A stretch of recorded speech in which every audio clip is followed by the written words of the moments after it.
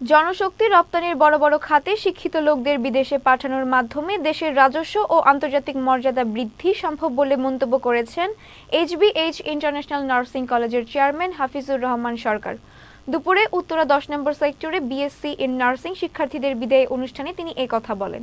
তিনি বলেন, দেশে কাজ করে তারা যে পরিমাণ অর্থ উপার্জন করবে, বিদেশে কাজ করে তারা তার দ্বিগুণ উপার্জন করতে পারবে, পাশাপাশি দেশের ভাবমূর্তি উজ্জ্বল করবে এবং আর্থিক খাতে গুরুত্বপূর্ণ অবদান রাখবে।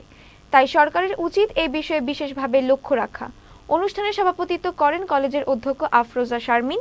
এছাড়া উপস্থিত ছিলেন কলেজের শিক্ষকবৃন্দ, প্রশাসনিক কর্মকর্তাবৃন্দ এবং অন্যান্য বর্ষের শিক্ষার্থীরা। আমরা চেষ্টা করেছি আমাদের স্টুডেন্টকে যেন বিদেশে গিয়ে কাজ করতে পারে, সেই জন্য আমরা ওদেরকে প্রিপেয়ার করার চেষ্টা করছি। আমরা ইতিমধ্যে আমাদের আগেও বলেছি যে আমাদের যে জাইকাপ থেকে লোক এসছে, ওদের এইচআর ডিপার্টমেন্ট থেকে লোক এসে আমাদের স্টুডেন্টের সাথে কথা বলে গেছে, অলমোস্ট 1-to-1 কথা বলে গেছে।